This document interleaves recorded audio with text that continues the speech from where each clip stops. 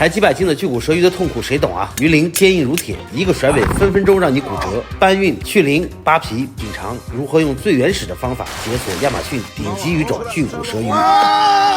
亚马逊的这个国家圭亚那，它法律并没有说要保护这个巨骨舌鱼，当然也是出于经营钓鱼为主，所以呢，当地的村民都比较保护这个鱼。钓完了这个鱼以后，每次在放生的时候，船长都会用手伸到它的嘴巴里面，把它的鱼钩取出来，然后呢，再把它推到水里面，还要看着它能够上来换气，已经没有问题了以后，我们才能离开。当然，就算是再保护，偶尔呢也会难免把这个鱼会把它吊死。是怎么吊死呢？一般是两种情况，一种呢就是缠线了，这个线缠在一些树枝上面，导致这个鱼没法跳起来，没法呼吸，因为巨骨舌是用肺部来呼吸的。第二种可能性呢，就是一些特殊情况。这条鱼呢，其实是我们当时钓了一条非常大的巨骨舌，大概将近300斤。当时呢线断了，首先断了以后呢，船长就及时的用手拽入了线，到最后呢，这个鱼就开始疯狂的洗鳃。洗鳃的时候呢，其实船长用手瞪着这个线，它离这个鱼的距离大概只有2米到3米，而这个鱼呢，其实在跳跃的时候，它的头部被线拉着以后，它的角度非常高。这条鱼呢，后来当时就死掉了。那我们再说一说如何把巨骨舌拉回去。如果是我们开着船去一个可以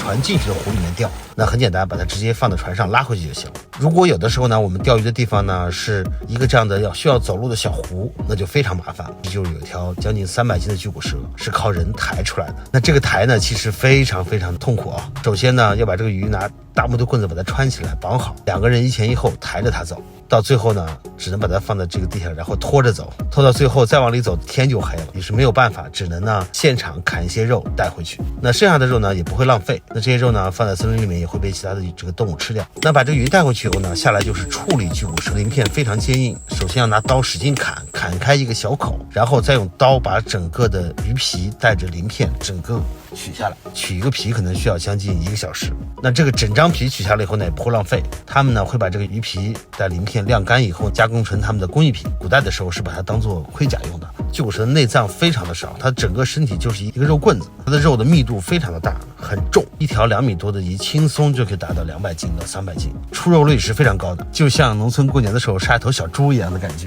当地因为没有冰箱嘛，他们就会把这个鱼肉呢切成薄片，放在岩石上，太阳底下晒得半干不干以后呢，再保存起来。巨骨舌的肉呢，其实吃的时候完全不像是鱼肉，完全是像牛肉跟猪肉的结合体，也比较粗，但是呢又有嚼劲儿。那吃起来呢，就感觉像在吃一块块的大肉的感觉。亚马逊这样的地方，每一个食物都是来之不易的，所以当地人也是非常非常的保护。除了是因为他们经营钓鱼的生意以外，更重要的是因为他们可以钓获的鱼种很多，所以呢，他们宁可去捕捞一些孔雀鲈啊、生鱼之类的鱼，一般也不会去捕捞这个巨骨舌的。外国人到了这边来呢，我们更希望的是能够钓获一条很野生的巨骨舌鱼，而不是去吃它。